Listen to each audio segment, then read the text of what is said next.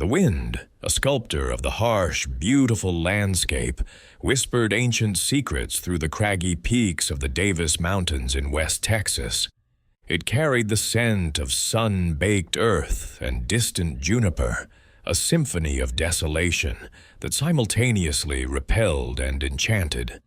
Here, where the sky stretched impossibly wide and shadows danced with spectral grace across raw stone, lay the legendary Lost Mine Trail. Locals spoke of it in hushed tones, a place where fortunes were sought and sometimes found, but more often lost, along with the souls audacious enough to pursue them.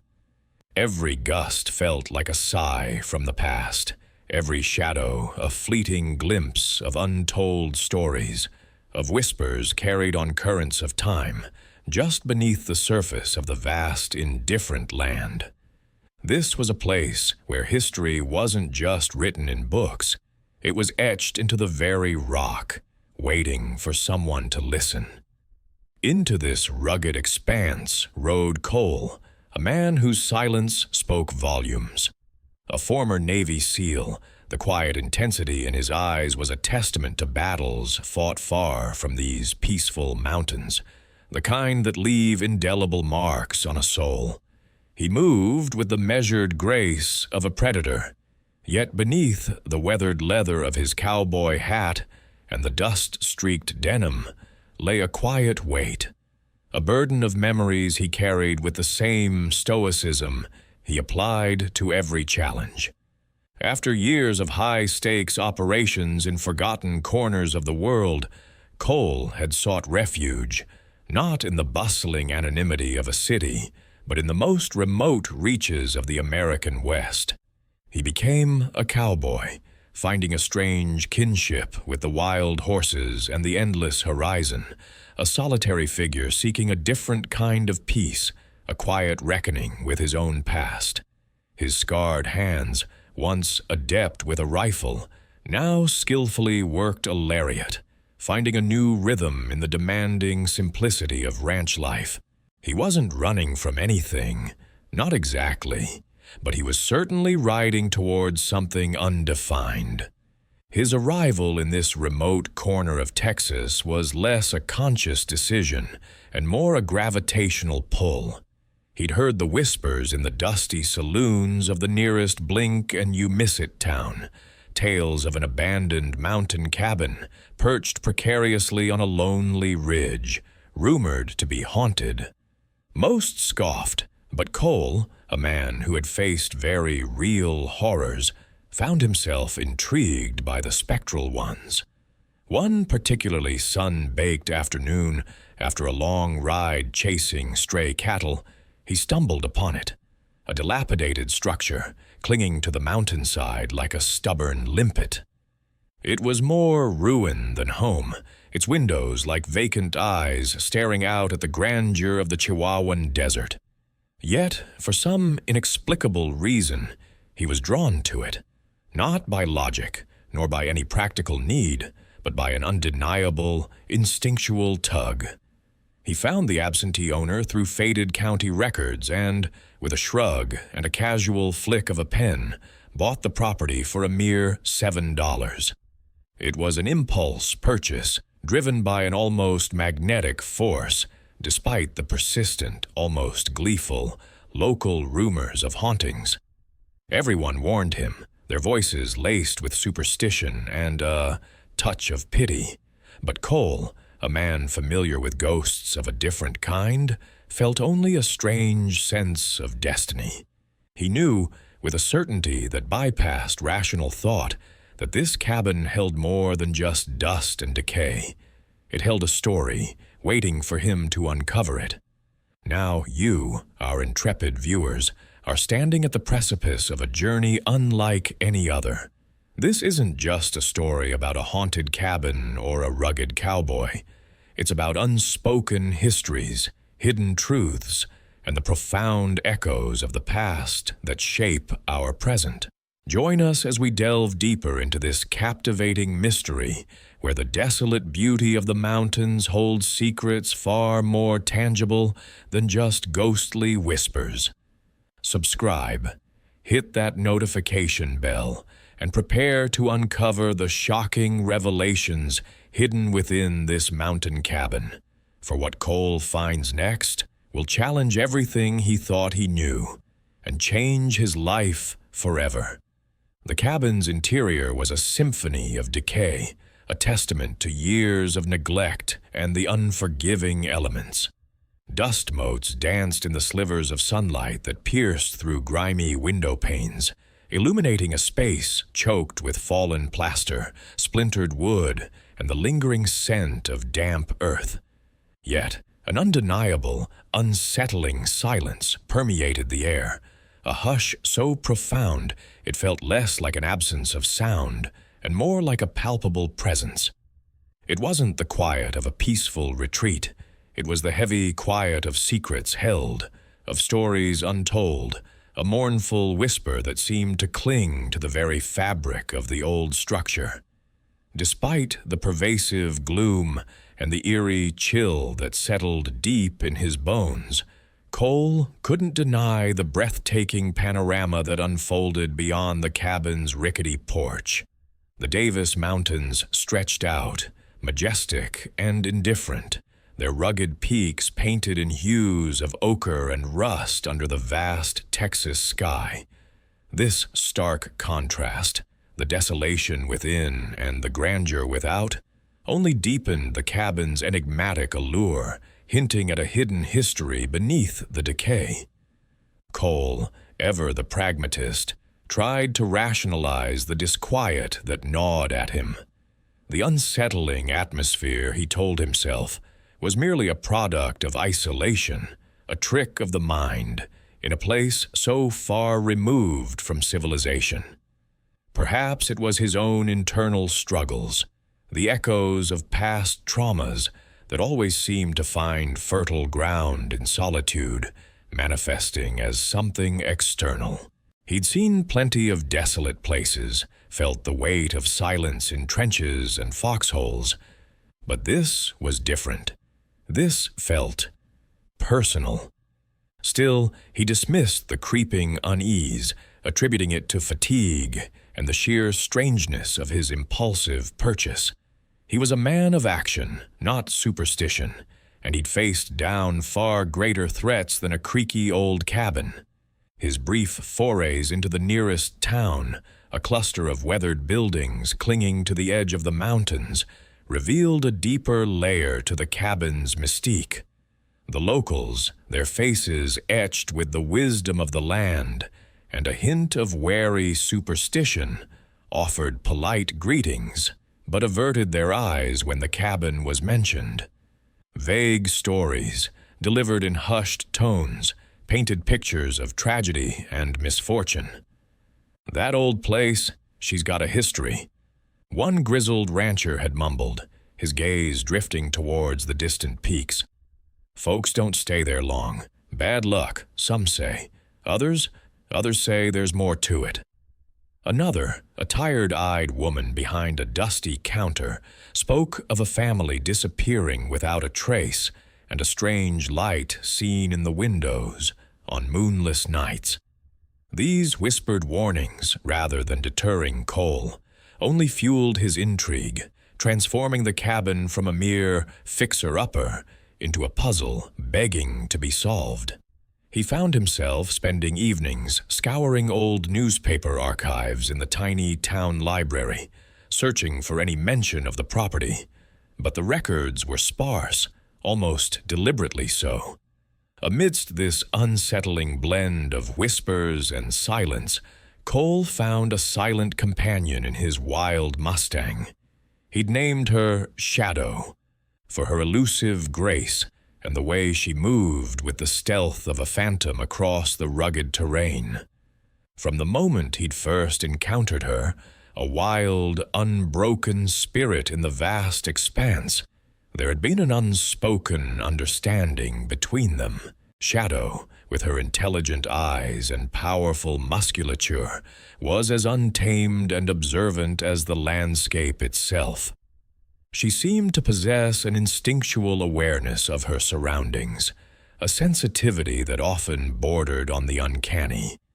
While Cole grappled with the cabin's eerie atmosphere, Shadow would stand watch, her ears swiveling, her head held high, observing the same unseen forces that prickled Cole's skin. Their bond, initially forged in the shared solitude of their new home, deepened with every passing day, a quiet alliance between a man seeking answers and a creature that seemed to already know many of them.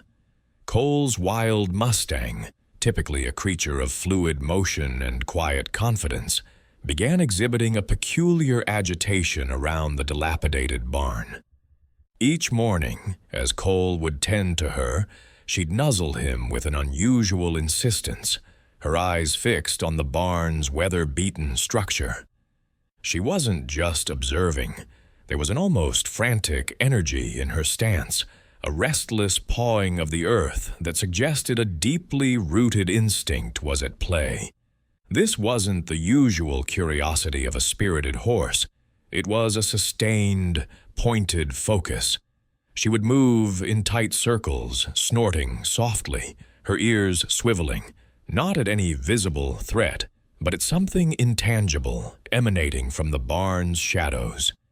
It was as if an invisible thread pulled her, a magnetic force drawing her attention repeatedly to one particular spot along the barn's sun-faded wooden wall near its crumbling foundation. Cole, being a man grounded in logic and practical experience, initially dismissed the Mustang's actions. He attributed it to the cabin's isolation, the unfamiliar scents, perhaps even a rogue rodent or snake that his sensitive horse could detect where he could not. He'd gently guide her away, murmuring calming words, but her focus would inevitably return. The pattern became undeniable. Every sunrise, every twilight, the Mustang would gravitate towards that specific section of the barn, her behavior growing more pronounced with each passing day. Her agitation wasn't fear, he realized, but an intense form of signaling, a non-verbal plea for him to pay attention. Her unwavering persistence finally chipped away at his stoicism, replacing his initial dismissal with a growing, undeniable curiosity. How could such a primal, intelligent creature be so consistently fixated on something seemingly innocuous? The Mustang wasn't just acting skittish, she was communicating. Driven by this subtle yet persistent animal intuition, Cole decided to investigate. The barn itself was a testament to neglect. Its roof sagged in the middle like a weary beast, walls leaning precariously, and the air thick with the scent of aged wood and dust. He pushed open the creaking main door, its hinges screaming in protest, and stepped into the cavernous space. Sunlight streamed through gaps in the roof, creating ethereal shafts of light that danced with motes of dust. He walked slowly, his boots crunching on dried straw and debris, his eyes scanning the interior. He moved towards the area the Mustang had indicated, running his hand along the rough-hewn timbers, feeling for anything out of place. There were cobwebs, empty swallows' nests, and the general detritus of years of disuse, but nothing immediately noteworthy. Then his gaze fell upon the floor. Directly beneath where the Mustang would often stand, there was a small section of earth that seemed different. Unlike the packed, hard-trodden dirt surrounding it, this patch was slightly raised, and the soil appeared looser, as if recently disturbed, or perhaps deliberately placed. It was a subtle anomaly, easily overlooked amidst the barn's general disarray, yet it caught Cole's trained eye. He knelt, brushing away a layer of dust and straw, revealing soil that was darker, richer in color, hinting at a recent disturbance below the surface. This wasn't just natural settling. This was a deliberate, if crude, attempt to conceal something. The Mustang's peculiar behavior, once a minor annoyance, now felt like a profound guiding force. This small, unusual patch of earth was the first tangible clue, sparking a suspicion in Cole that went far beyond rodents or snakes. He knew, with an unshakable certainty, that the Mustang had led him to something significant, buried beneath the forgotten history of this desolate cabin. The subtle anomaly in the barn's floor demanded Cole's full attention, pulling him deeper into its forgotten secrets. He returned the next morning, not with a casual curiosity, but with a determined resolve, a shovel, and a pry bar. The air hung heavy with the promise of a sweltering desert day, but within the barn's shadowed interior, a cool, ancient stillness prevailed. He approached the disturbed patch of earth, his senses heightened, picking up the faint scent of damp soil beneath the dry dust. This was no ordinary farm chore. This felt like an archaeological dig, each scoop of dirt potentially revealing a piece of a forgotten puzzle. He began by carefully clearing away the debris and straw surrounding the suspect area. The soil, as he'd suspected, was indeed softer, yielding easily to the shovel's bite. He worked methodically, his movements precise and economical, honed by years of training where every action had a purpose. The physical labor was a welcome distraction, allowing his mind to focus on the task at hand, silencing the lingering questions about the cabin's past and the Mustang's uncanny intuition. With each shovelful, the patch grew larger, revealing a clear, rectangular outline beneath the surface. It wasn't merely disturbed earth, it was a carefully constructed cover-up, a deliberate attempt to hide something. As he dug deeper, he encountered resistance, not rock, but something solid, flat, and wooden. He knelt, scraping away the last layers of soil with his hands, revealing a thick, weathered plank. It lay flush with the surrounding earth, perfectly camouflaged to appear as part of the barn floor. The edges were worn smooth, suggesting age, but the fit was too exact, too strategic to be accidental. This was clearly a trap door, masterfully concealed. He tried to lift it, but it was heavy, stubborn, and firmly set. Reaching for the pry bar, he inserted its tip into a narrow seam along the plank's edge. With a grunt, he applied leverage. There was a groan of strained wood, then a sudden sharp crack as the seal broke. Dust billowed upwards, carrying the earthy smell of long, undisturbed air. He repeated the process along the other sides, slowly, painstakingly, until the heavy plank loosened. With a final, powerful heave, Cole managed to pry the plank free, pushing it aside with a dull thud. What lay beneath wasn't a gaping hole or a simple cellar. It was a narrow, dark opening leading into a space that was unmistakably man-made. The edges of the opening were lined with rough-cut timber, forming a frame for a set of crudely constructed wooden steps descending into the blackness. The air that wafted up was cool and damp, carrying a faint, metallic tang, a smell he knew well from his time in enclosed military spaces. He grabbed a powerful tactical flashlight from his truck, its beam cutting a stark path through the gloom. As the light pierced the darkness, it revealed a small, square room beneath the barn. The walls were shored up with more rough-hewn planks, forming a surprisingly sturdy structure. It wasn't a natural cavity. It was a deliberate, subterranean chamber, meticulously hidden. The space was cramped, perhaps 8 feet by 8 feet, with a low ceiling. His light swept across the chamber, and in that fleeting glimpse, before the dust settled completely, he saw them. A stack of old wooden crates pushed against one wall, their surfaces caked with decades of grime. There was also a tarnished metallic object lying on the floor, half obscured by shadow, glinting faintly in the flashlight's beam. The air was thick with mystery, the silence profound, broken only by the rapid thump of his own heart. The Mustang's persistent nudges, once a baffling irritation, now echoed with profound significance. This wasn't merely a hole in the ground. This was a forgotten sanctuary, a meticulously concealed secret, finally brought to light. The image of those crates and that cryptic metallic object burned in his mind, raising more questions than answers, compelling him to descend into the cold, hidden depths. What forgotten narratives, what buried truths lay waiting in this subterranean vault beneath the dusty floor of a long-abandoned barn? The subtle anomaly beneath the barn floor, once a faint whisper of suspicion, now demanded Cole's full, methodical attention.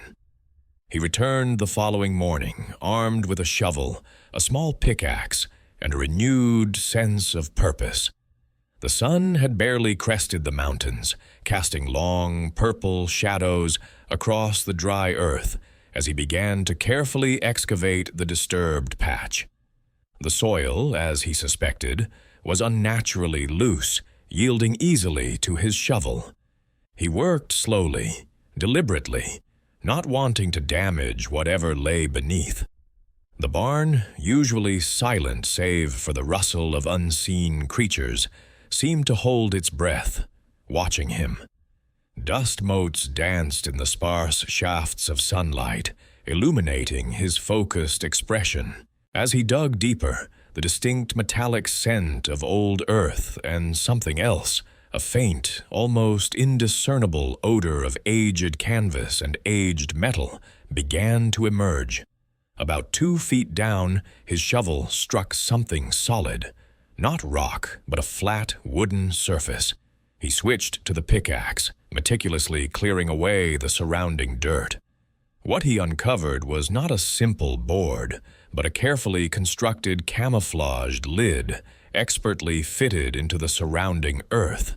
It was roughly 4 feet long and 2 feet wide, made of weathered, thick planks, stained dark with age and moisture. This was no accident. This was a deliberate concealment. His heart began to pound with a quiet urgency. The Mustang's instincts had been unerring. With considerable effort, Cole pried the heavy lid open. A rush of cool, stagnant air, thick with the smell of forgotten things, wafted up from the darkness below. He peered into the opening, his eyes adjusting to the gloom. The space was a small, dry, meticulously organized bunker, a subterranean cache built with a precision that spoke of military training. It was perhaps 6 feet deep and 6 feet square, lined with rough-hewn stone and timber, protecting its contents from the elements. This was far more than an accidental burial. It was a sanctuary for secrets. He dropped into the bunker, landing softly on the earthen floor. The air was cool, almost cold, a stark contrast to the rising heat of the day outside. His flashlight beam cut through the darkness, revealing the cache's remarkable contents.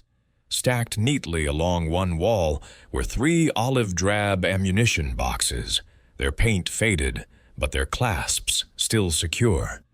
Beside them, wrapped in a heavy canvas tarp, was a long, slender object that looked suspiciously like a disassembled rifle. On a small makeshift shelf carved into the stone sat a canteen, an old compass, and a small leather-bound book.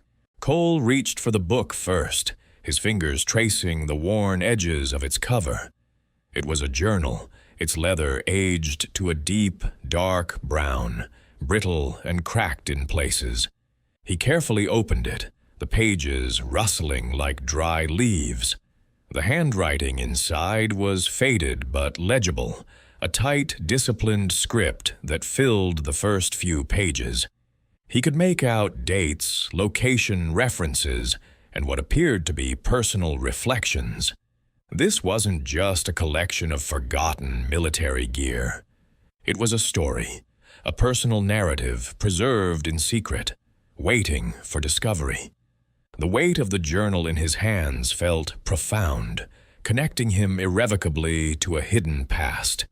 He knew, with a certainty that settled deep into his bones, that this dusty, worn book held the key to understanding why this cabin, this remote patch of land, and perhaps even his own presence here, felt so incredibly significant. Cole's hands, calloused from years of military training and ranch work, carefully brushed away more of the loose soil. Beneath it, his fingers met not bedrock, but a rough, splintered wooden surface. The adrenaline began to hum through his veins, a familiar companion from countless operations. He retrieved a small folding shovel from his truck, working with measured, deliberate strokes. Each scoop of earth brought him closer to understanding why the Mustang had been so insistent. The wood wasn't part of the barn's original foundation. It was a carefully concealed lid, blending almost perfectly with the surrounding debris. After a few minutes of painstaking excavation, he managed to pry one edge loose, revealing a dark void beneath. The air that wafted up was cool, earthy, and carried a faint metallic scent that he couldn't quite place. It wasn't the musty smell of decay, but something else, something historical. He widened the opening, revealing a small rectangular space, not much larger than a footlocker, meticulously lined with what appeared to be tightly packed canvas. With a grunt, Cole hoisted out the first item, a heavy olive-drab metal box, surprisingly intact despite years of burial. Its latches were corroded, but a firm tug released them with a protesting groan. Inside, nestled amongst wadded-up military fatigues, lay a worn, leather-bound journal. Its cover, once a rich brown, was faded and cracked, the edges softened by time and handling. This wasn't some casual diary. This felt like a vessel of profound secrets. As he carefully opened the brittle pages, the faint, indelible scent of old paper and something else, gunpowder perhaps, or the ghost of sweat and fear, rose to meet him. The handwriting was precise, almost scholarly, yet rushed in places as if penned under duress. The first entry immediately seized his attention. It wasn't a rambling account of daily life, but a direct, almost confessional address. October 14th, 1968, Firebase Phoenix. Tonight, the whispers began again. Not the wind nor the enemy, but the ones within. The words seemed to jump off the page, not just as text, but as a voice, clear despite the decades. The author, a Captain Elias Thorne, served in a specialized reconnaissance unit during the Vietnam War.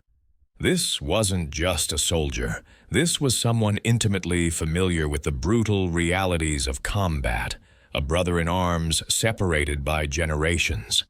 Cole felt an immediate, visceral connection. The whispers Thorne mentioned resonated deeply with his own post-deployment experiences, the relentless echoes of combat, the sleepless nights, the constant internal monologue of what-ifs and why-nots. He knew that feeling, the quiet torment that followed you home, even to the most remote corners of the world. Thorne's words painted a vivid picture of a man wrestling with not just the enemy outside, but the insidious enemy within, the invisible wounds of war. Cole recognized the language, the subtle nuances, the unspoken understanding between those who had seen similar horrors. He felt an astonishing parallel between Thorne's experiences and his own, almost as if Thorne was speaking directly to him from across time. The journal wasn't just a historical document. It was a mirror reflecting his own struggles back at him, offering a strange, unsettling kinship. This wasn't merely a record of events. It was a desperate attempt at catharsis, a plea for understanding from a soul burdened by unspeakable acts and impossible decisions. As Cole continued to read, a profound sense of the author's presence solidified in the dusty barn. Thorne wasn't just a name in a book. He was a spectral companion, his voice echoing through the pages, a silent witness to Cole's own journey. The sense of a lingering presence wasn't that of a ghost haunting the cabin, but of a story, a life, a soul, reaching out from the past, yearning to be heard, to be understood. It felt less like a discovery and more like a sacred trust, passed from one warrior to another, bridging decades with the simple, powerful act of shared experience. The journal, with its faded ink and brittle pages, held more than just a historical account. It held a piece of someone's very essence, preserved in time, waiting for the right person to find it.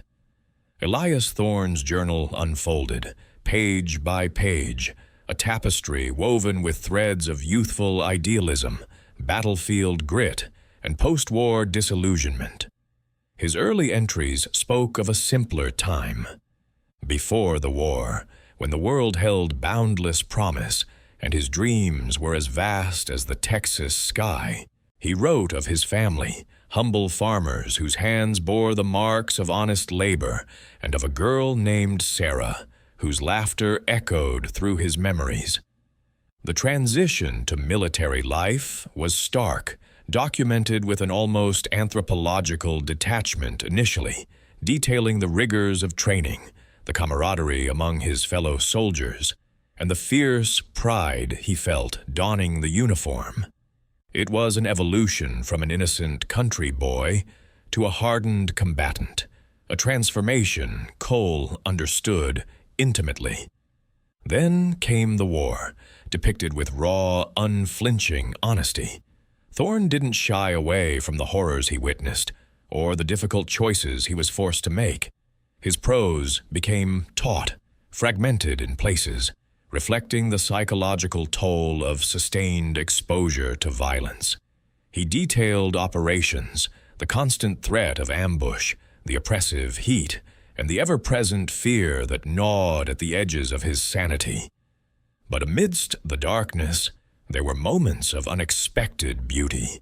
A sunrise over a rice paddy, the shared humanity with a captured enemy, the unwavering loyalty of his unit. These fleeting glimpses of light, however, were always overshadowed by the pervasive shadow of death and destruction. Cole felt each word, each desperate plea for survival, as if it were his own memory returning. The journal didn't end with the war's conclusion. Instead, it continued, chronicling Thorne's arduous journey home. The entries became introspective, melancholic. He wrote of the alienating silence of civilian life after the constant din of combat, the unspoken judgment in the eyes of strangers, and the terrifying chasm that separated his wartime self from the man he was supposed to be. He struggled with nightmares, with sudden outbursts of anger, with the pervasive sense that a part of him had been left behind on foreign soil. They applaud the hero, but they don't see the ghost walking beside him. Thorne penned in one particularly poignant entry, a sentiment that resonated with staggering force in Cole's own heart. The struggle to reintegrate, the feeling of being an outsider in one's own home, the burden of unspoken trauma. Thorne's words were a mirror reflecting Cole's deepest, most private battles. It was in these later entries that Thorne began to speak of the cabin, this remote sanctuary in the Davis Mountains. He described it as a place of refuge, a retreat from a world that no longer understood him. He wrote of the cabin's isolation not as a curse, but as a balm, a necessary solitude where he could wrestle with his demons without judgment. Here, amidst the rugged beauty of the mountains, he found a semblance of peace, a quiet space where the whispers of war could finally begin to subside. The journal hinted at a deliberate choice to disappear, to heal, to find a way to live again, not just after the war, but with the war. The cabin wasn't merely a structure.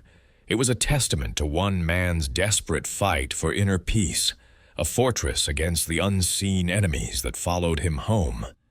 Thorne found solace in the vast emptiness, the raw, untamed landscape mirroring his own internal wilderness. He meticulously detailed his efforts to make the cabin habitable, pouring his anxieties and his lingering soldier's discipline into the painstaking work of repair and self-sufficiency. This place became his silent confidant, holding the echoes of his past and the fragile hopes for his future. It was clear this remote haven was not just a home for Thorne.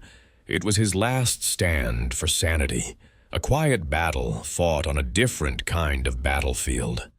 As Cole delved deeper into the brittle pages, tracing Captain Elias Thorne's elegant yet sometimes frantic script, a specific entry stopped him cold. It wasn't about the war or the psychological toll, but a deeply personal reflection, almost a lament, about a small, faded photograph tucked carefully between two pages. The photograph depicted a young woman, her face partially obscured by a soft, almost ethereal glow, her eyes holding a familiar warmth that sent a shiver down Cole's spine. Thorne had written of his sister, a woman named Clara, who had made a life for herself in the burgeoning communities of West Texas, far from the battlefields. He wrote of her spirit, her independence, and a cherished heirloom she carried, a silver locket with an engraving, a unique family crest passed down through generations. The description of the locket, and more specifically, the family crest, hit Cole with the force of a physical blow. He knew that crest. It was etched into the watch his own grandfather had given him, a watch that had belonged to his great-grandfather, a man Cole had only known through faded photographs and whispered family legends. His great-grandfather, a quiet, resilient man, had always been said to have a mysterious connection to this very region, though the specifics had been lost to time and the vagaries of a sprawling family tree. A sudden, dizzying realization began to bloom in Cole's mind. Elias Thorne, the tormented soldier whose every word resonated with his own soul, was not merely a spiritual kindred spirit, but a blood relative. A shiver, completely unrelated to the cabin's chill, ran through him. This wasn't just a story of a forgotten soldier. This was a chapter of his own family history, meticulously documented by an ancestor he never knew existed. The isolation he had sought here in the Davis Mountains suddenly felt profoundly connected, intertwined with the destiny of his own lineage. The journal transformed from a fascinating historical artifact into a living, breathing testament to his own roots, a bridge across generations. His initial intention to merely uncover the cabin's secrets, driven by a vague sense of unease and the Mustang's peculiar behavior, now shifted dramatically. This was no longer just about the cabin or its original owner. It was about understanding who he was, where he came from, and the silent sacrifices that had shaped his family's journey. The emotional impact on Cole was immense, almost overwhelming. He felt a profound sense of responsibility, a solemn duty to Elias Thorne, not just as a fellow soldier, but as family. The raw honesty of Thorne's entries, his internal battles, his desperate hope for a world free from the horrors he witnessed, all of it now resonated with an even deeper, more personal meaning. Cole, who had sought solitude to escape his own past, now found himself irrevocably drawn into the past of another, a past that was undeniably his own. The weight of his own post-service struggles, which had for so long felt isolating and unique to him, now seemed part of a longer, ancestral narrative of resilience, trauma, and enduring spirit. A new purpose began to take root in Cole's heart. His quest shifted from merely uncovering a secret to understanding his family's past, seeking not just resolution for Elias Thorne, but for himself. He needed to piece together the full story, to understand why Thorne had chosen this remote cabin, what secrets he had carried, and what connection this particular plot of land held for their shared lineage. The haunting rumors, the Mustang's agitation, the hidden cache, all of it now coalesced into a single, compelling narrative.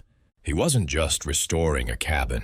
He was unearthing a legacy, mending a fractured family tree, and in doing so, perhaps, healing a part of himself he hadn't known was broken. The rugged mountains, once a backdrop for his solitary existence, now stood as silent sentinels over a much larger and deeply personal archaeological dig into his own history. Later entries in Captain Elias Thorne's journal deepened the mystery surrounding the man and his secluded cabin. They weren't merely reports of battles or reflections on the psychological toll of war. They delved into a specific, agonizing mission. Thorne wrote repeatedly about an operation shrouded in code names and veiled references that had gone catastrophically wrong. He detailed the meticulous planning, the vital intelligence, and then the sudden, inexplicable betrayal that led to a brutal ambush. It wasn't the casualties that haunted him most, though those were certainly present in his anguished prose, but the feeling of having been set up, of having led his men into a slaughter for reasons beyond their understanding. He alluded to a high-level cover-up, a desperate attempt by those in power to erase all evidence of the failed mission and its political ramifications. This particular entry, filled with raw anger and a sense of profound injustice, spoke of a burden Thorne carried far heavier than any rucksack. He felt responsible not just for the lives lost, but for the lies that buried the truth of their sacrifice. The journal didn't just hint at a secret burden carried by Thorne. It explicitly alluded to something specific being hidden on the property. Thorne wrote about the last piece of the puzzle, something that, if discovered, would expose the truth of that disastrous mission. He penned cryptic notes about its location, interwoven with seemingly unrelated observations about the local flora and unique rock formations. It wasn't merely personal belongings he had secreted away, but something tangible, directly connected to the war effort and its murky aftermath, a relic that held the power to validate his claims and vindicate his fallen comrades. He described it as a burden of proof, a physical manifestation of the cover-up that had consumed his post-war life. The urgency in his writing intensified with each mention of this buried secret, as if he knew his time was running out and this final piece of evidence needed to be preserved, perhaps even found. Cole reread these passages, a cold knot forming in his stomach. He felt a chilling certainty that the Mustang's original behavior wasn't just a general reaction to the hidden cache of Thorne's personal effects. The horse's agitated whinnying, its insistent pawing at that one specific area near the barn, its almost frantic energy. It all made a terrible, profound sense now. The Mustang hadn't merely detected the presence of an unknown space. It had instinctively responded to the resonance of that deeper, almost vibrating secret concealed within the earth. Its keen senses, unclouded by human rationalization, had picked up on the lingering energy of something profoundly significant, something that carried the echoes of Thorne's desperate mission and his lifelong quest for truth. The animal, in its wild, untamed wisdom, had been trying to guide Cole, not just to the journal, but through the journal, towards this ultimate, still hidden revelation. The horse was a sentinel, a silent guardian of Thorne's last, most crucial secret, waiting for the right moment and the right person to finally uncover it. A new urgency seized Cole, replacing his initial introspection with a determined resolve. He had to find this last piece of the puzzle. The pursuit of Thorne's last piece of the puzzle consumed Cole entirely. Guided by the journal's cryptic clues and the Mustang's continued, almost uncanny instincts, he began a methodical search of the property. Thorne had scribbled notes about the sun's first kiss on the eastern ridge, leading Cole to spend dawn after dawn scrutinizing the interplay of light and shadow on the rugged terrain. Other entries mentioned the weeping juniper near the grotto's mouth, sending him scrambling through dense thickets of prickly pear and across loose scree, his eyes scanning for any disturbance in the natural order. This wasn't merely a treasure hunt. It was a conversation across time, Cole trying to decipher the intent behind every word, every drawing in Thorne's journal, attempting to walk in the footsteps of a man haunted by a truth he couldn't share. Each day brought its own physical challenges. The Davis Mountains were unforgiving, their stark beauty masking sharp inclines, sudden drops, and the relentless desert sun. Cole, a veteran of countless patrols, found his endurance tested not by enemy fire, but by the sheer scale of the landscape and the emotional weight of anticipation that pressed down on him. Every overturned rock, every cleared patch of brush was tinged with the hope of discovery and the growing ache of not yet finding it. He faced snake concerns, the constant buzz of insects, and the psychological hurdle of knowing he was searching for something deliberately hidden, possibly for decades. The silence of the mountain, once a comfort, now felt like a conspiratorial presence, guarding its secrets stubbornly. He would spend hours meticulously clearing debris from a potential site, only to find nothing but undisturbed earth beneath, the disappointment a dull throb in his chest. The Mustang, meanwhile, remained his most consistent and enigmatic guide. While its initial frantic energy had subsided, replaced by a more subtle attentiveness, it often led Cole to specific areas, nudging him with its head or pawing softly at the ground, its dark eyes fixed on some unseen point. Cole learned to trust these cues implicitly, finding that the horse often reacted most strongly near geological anomalies or strangely placed rock formations that Thorne had mentioned in passing. It was as if the animal possessed an innate sonar for lingering energies, for the echoes of human intent buried beneath the surface. One sweltering afternoon, following the Mustang's persistent leading towards a narrow, shadowed crevice at the base of a particularly striking red rock outcropping, Cole almost dismissed it.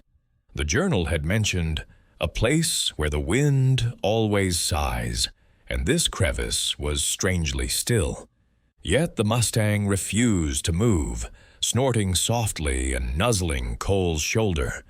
Reluctantly, Cole began to inspect the area. The crevice seemed natural, a deep fissure in the ancient rock. But as he ran his gloved hand along its edge, he felt an unnatural smoothness, a subtle seam that didn't quite match the rough texture of the surrounding rock. He pried at it with his multi-tool, leverage, and then a deeper, more solid resistance gave way. With a grunt and a surge of adrenaline, a carefully camouflaged rock panel, perfectly fitted to appear as part of the natural cliff face, slowly swung inward. Dust billowed out, carrying the scent of damp earth and stale air. Inside, nestled within a small, dry chamber carved into the rock, lay a metal strongbox, its surface corroded but surprisingly intact.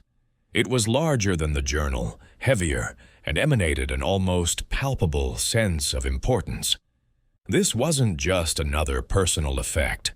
This was the burden of proof, the ultimate secret Thorne had meticulously hidden. Cole felt a tremor run through him, a mixture of awe and trepidation. The strong box was sealed, its rusty clasp secured by a padlock that looked ancient, but whose design suggested a military-grade origin. The climax of discovery had arrived, not with an explosion, but with a quiet, powerful revelation, almost reverent in its stillness. He knelt, taking a deep breath, the Mustang watchful by his side. The last piece of the puzzle, as Thorne had called it, was precisely that, a puzzle. Cole, guided by the journal's increasingly specific, though still metaphorical clues, and by the Mustang's persistent nudges towards a particular, almost imperceptible rise in the earth near the rear of the property, began a meticulous search. He spent days walking the land, hands sweeping over the rugged terrain, eyes scanning for any anomaly, any detail that matched Thorne's cryptic descriptions. The journal spoke of the sentinel stone, the weeping willow's shadow, and the whisper of the west wind, phrases that initially seemed poetic, but through repeated readings and careful observation of the landscape, slowly began to solidify into tangible markers. The Mustang remained his constant companion, occasionally nickering and pawing at spots, confirming Cole's growing suspicions about certain locations. He wasn't merely digging for an object. He was unearthing a story, layer by painstaking layer. Finally, near a cluster of gnarled junipers that Thorne had once described as ancient guardians, Cole discovered it. It wasn't buried deep, but expertly hidden, covered by a clever camouflage of rocks and compacted earth that had perfectly blended into the natural contours of the mountain for decades. Beneath this natural veneer lay a small, weather-beaten wooden crate, reinforced with iron bands, meticulously sealed against the elements. The air crackled with anticipation as Cole carefully pried it open, the scent of damp earth and aged wood filling his nostrils. Inside, nestled amongst layers of preserved canvas, lay not a weapon or a map, but a series of sealed, official-looking documents, brittle with age, but astonishingly intact. These documents were the true revelation. They were not merely Thorne's personal accounts, but copies of intelligence reports, classified communications, and debriefing transcripts. The official record, meticulously kept, detailing the mission Thorne had described in his journal. But more importantly, there was a final, handwritten addendum by Thorne himself, dated just weeks before his death, addressed to whom it may concern, when the truth finally surfaces. In it, Thorne explicitly detailed the names of those in command, who had deliberately orchestrated the disastrous mission, not as a tactical error, but as a calculated political sacrifice to achieve a larger, covert objective he found morally reprehensible. These documents, therefore, were the undeniable proof of a high-level conspiracy, a betrayal of the highest order, implicating individuals who had gone on to achieve significant power and influence. This was the burden of proof Thorne had so desperately wished to preserve.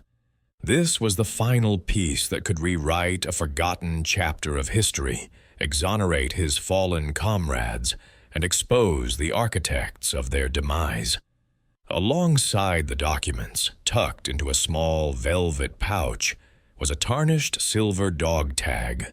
Not Thorne's, but one bearing the name of his closest friend, a man Thorne had described as the first to fall in that ambush, a casualty of the very deceit these papers exposed. Attached to the dog tag was a small, folded note, its ink faded but still legible.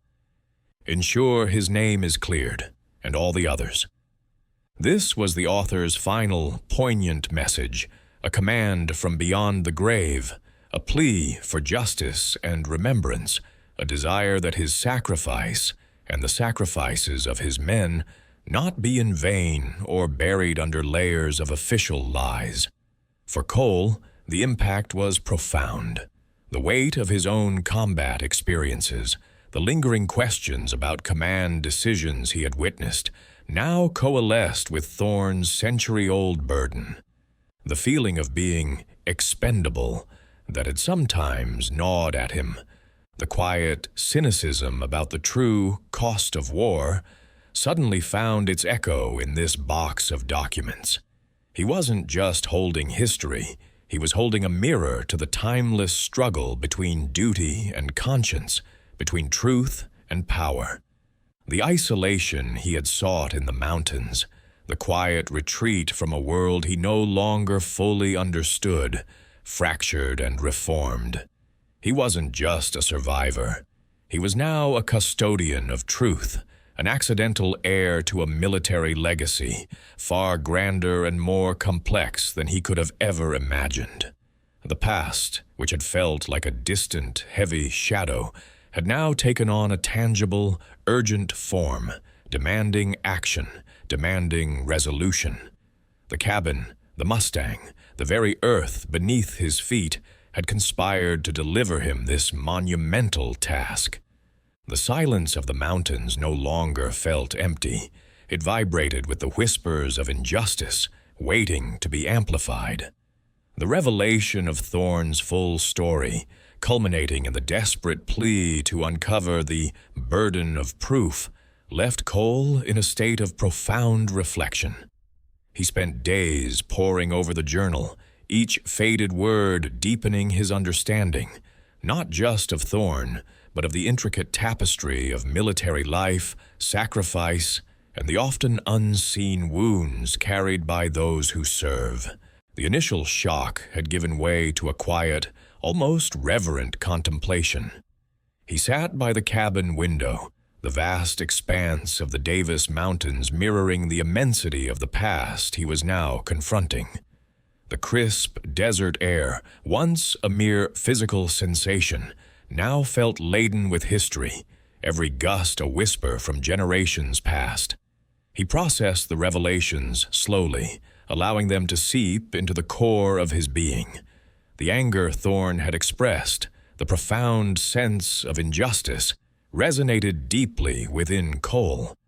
He understood the feeling of being used, of having one's sacrifices disregarded by those in power.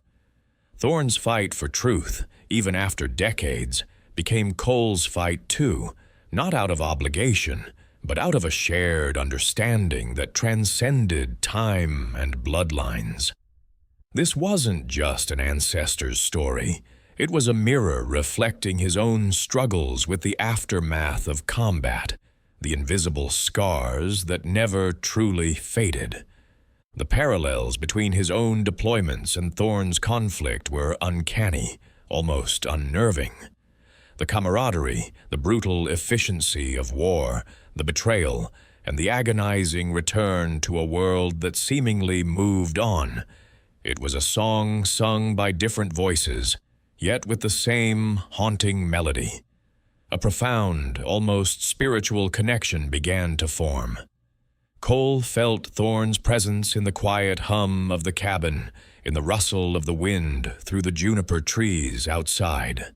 It wasn't the haunting presence of local legend, but rather the enduring spirit of a man who had refused to be silenced, whose story had patiently waited for someone to listen. This bond, forged across generations by shared experience and a common ancestor, offered an unexpected solace.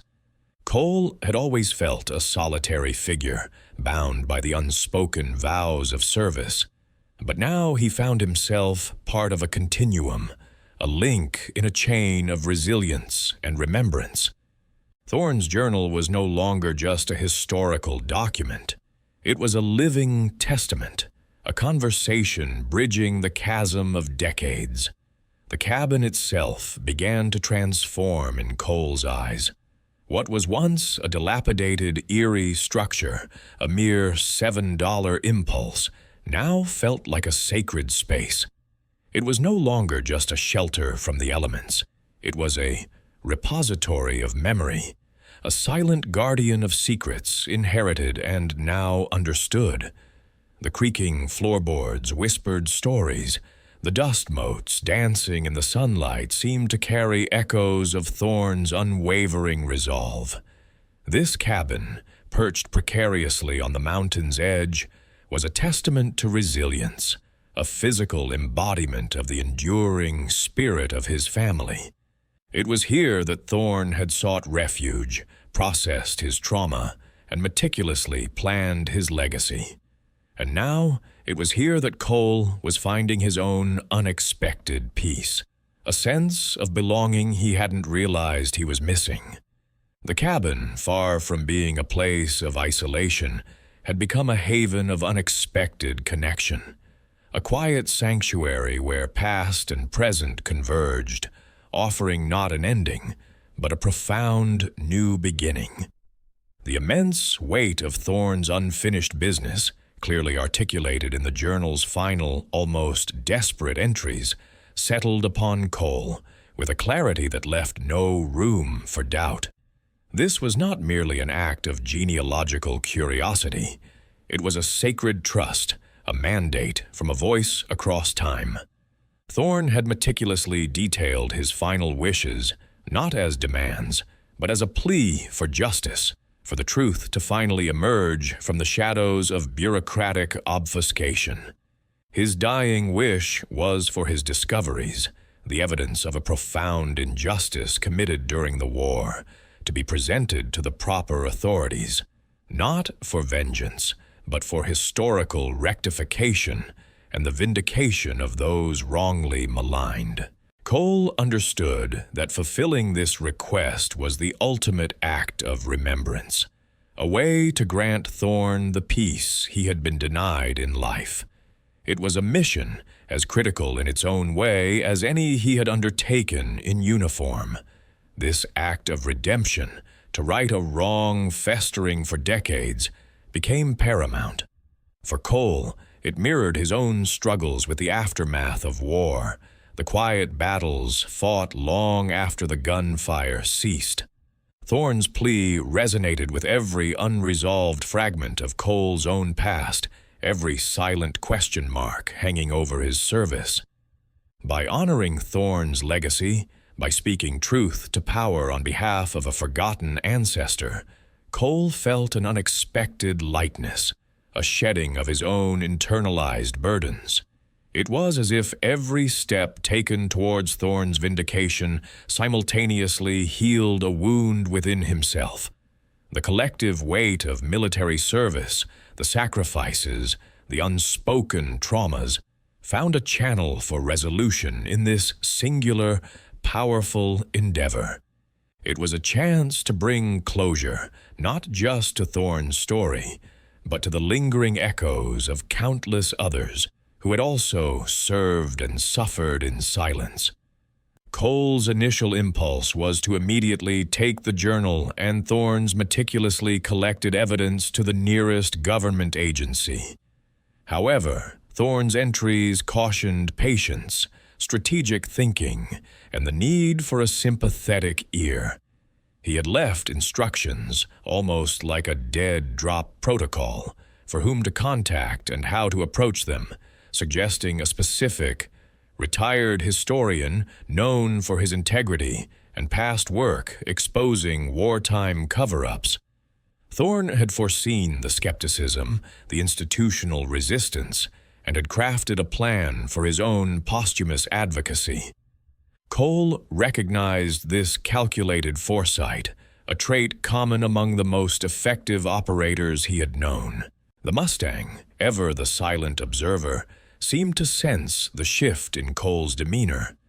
No longer agitated by the hidden secrets of the barn, it now moved with a quiet dignity, often pausing near Cole as he sat poring over the journal, its large, intelligent eyes reflecting the vast mountain sky. One evening, as Cole traced Thorne's faded handwriting, contemplating the enormity of the task ahead, the Mustang nudged his hand gently. There was a profound stillness in its gaze, an ancient wisdom that transcended the animal kingdom. It was as if the creature, having faithfully led Cole to the truth, now offered a silent acknowledgement that the journey had entered a new, more profound phase. Its mission was complete. The torch had been passed. The silent, intuitive communication between man and beast had served its purpose, culminating in this shared understanding of a sacred duty. The bond, forged in mystery and revelation, now stood as a testament to an unspoken trust, an enduring partnership that had unveiled the secrets of the past and charted a course for its redemption. The cumulative weight of these discoveries had undeniably reshaped Cole's entire existence. His perspective on life, once a stark landscape defined by the rigid parameters of military service and the quiet isolation he'd sought afterward, was now a tapestry woven with threads of deep ancestry and shared purpose. The uniform he once wore, the battles he'd fought, the comrades he'd lost. All these memories, once a heavy shadow, now seemed illuminated by Thorne's equally profound struggles. Cole recognized the universal soldier's burden, the fight for justice, and the quiet dignity in standing for what was right, regardless of personal cost. This newfound understanding brought an unexpected sense of peace, a clarity that had eluded him in the years following his own deployments. He saw the world with new eyes, less cynical, more appreciative of the hidden valor in everyday lives and the enduring power of truth. The echoes of Thorne's story resonated not as a haunting, but as a guiding light, affirming the value of integrity and perseverance. Paradoxically, while many mysteries had been resolved, a subtle, almost ethereal sense of the unknown still lingered. It wasn't an unsettling feeling, but rather a reminder of the vastness of history, the countless untold stories buried beneath the dust of time, waiting for an accidental rediscovery. The mountains themselves seemed to hold these silent narratives, their ancient peaks observing centuries of human toil, triumph, and tragedy. Cole understood that Thorne's story, while pivotal to his own family, was but one thread in the grand tapestry of human experience. This lingering mystery, far from creating anxiety, instilled in him a deeper respect for the past and a quiet humility about his place within its grand continuum. He often found himself gazing at the distant horizons, wondering what other secrets the land held, what other voices awaited discovery. It was a comfortable, contemplative mystery, one that invited lifelong exploration rather than urgent solution. His decision to remain at the cabin, once a simple matter of property ownership, had evolved into a profound commitment. He was no longer just the owner of a $7 shack. He was its guardian, the reluctant custodian of a remarkable legacy. The cabin, with its creaking timbers and whispered history, had become the epicenter of this new chapter in his life. He began to envision its restoration not merely as a renovation project, but as an act of homage, a way to honor Thorne's memory and ensure that his story and the principles he fought for would not be forgotten. The remote location, once chosen for its isolation, now served as a perfect sanctuary for contemplation and quiet remembrance. He saw himself rooted to this land, a sentinel overlooking the vast expanse of the Davis Mountains, protecting not just physical boundaries, but the enduring spirit of his family's past. He would nurture this place, allowing it to become a beacon for the truth Thorne had so valiantly pursued, ensuring that the sacrifice was remembered and the courage celebrated. His future was intrinsically tied to these mountains, to this cabin, and to the powerful, resonant narrative it held within its ancient walls. The quiet hum of the cabin, once a subtle thrum of history, now resonated with a deep, personal peace. Cole had finally brought an end to the lingering echoes, not by banishing them, but by understanding them. The haunting, the local whispers of unease were merely the persistent murmurs of a story desperate to be heard, a soldier's truth begging for release. He had listened, truly listened, to Thorne's voice, to his ancestors' unwavering spirit, echoing through the pages of the journal and the very walls of this mountain retreat. The injustice Thorne faced, the betrayal he endured, had found its resolution in Cole's discovery, his commitment to honoring a forgotten legacy. Cole's mission was complete. The documentation detailing the truth of Thorne's mission, meticulously copied and authenticated, had been delivered to the appropriate historical societies, and, more importantly, to the descendants of Thorne's fallen comrades. He hadn't sought public acclaim, only justice for the silent voices.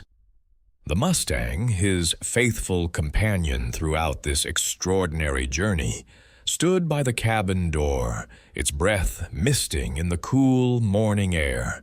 The animal's eyes, once reflecting an untamed wildness, now held a patient understanding, a soft wisdom earned through shared experience. It had been Cole's silent guide, an instinctive compass leading him through the labyrinth of the past, sensing the buried secrets before any human could. A profound sense of tranquility settled over Cole. The weight he had carried for so long, a soldier's burden of memories and unresolved questions, had finally begun to dissipate. He understood now that his own experiences, his own battles, were part of a larger tapestry of service, sacrifice, and resilience that stretched back through generations. The parallels with Thorne's life had not been a coincidence, but a destined connection, a lineage of quiet strength and unwavering duty. This land, the Davis Mountains, had called to him, not with a promise of escape, but with the profound offer of belonging, of roots deeper than any he had known. The cabin, once an anomaly, a $7 whim, was now undeniably home. A sanctuary built not just of wood and stone, but of history, truth, and inherited purpose. He walked to the edge of the bluff, the Mustang following close behind, its hooves soft on the dry earth. The sun, a fiery orb climbing above the eastern peaks, cast long, dramatic shadows across the rugged landscape. The vastness of the mountains seemed to embrace him, no longer an intimidating wilderness, but a comforting presence, a silent sentinel to a story finally brought to light. He breathed deeply, the crisp air filling his lungs, carrying the scent of juniper and ancient earth. This wasn't just a place where he lived. It was a place where he existed, fully and completely, connected to the past and anchored in the present. The journey had begun with a forgotten secret, a cheap cabin, and a wild horse. It ended with a man transformed, his soul infused with the peace of understanding, his spirit grounded in his ancestral heritage. The haunting was over, replaced by a quiet reverence. Cole, the Navy SEAL veteran cowboy, stood as a testament to the enduring power of truth, a silent guardian of the stories etched into the very fabric of this land. He reached out, his hand resting gently on the Mustang's neck, a powerful bond forged in shared discovery. Thank you for joining me on this incredible journey, peeling back the layers of time to uncover a truly remarkable story. If Thorne's unwavering spirit and Cole's relentless pursuit of truth resonated with you, please hit that like button. Share this video with someone who appreciates a compelling mystery, and most importantly, subscribe to the channel. We have so many more untold tales and historical enigmas waiting to be explored, proving that sometimes the greatest secrets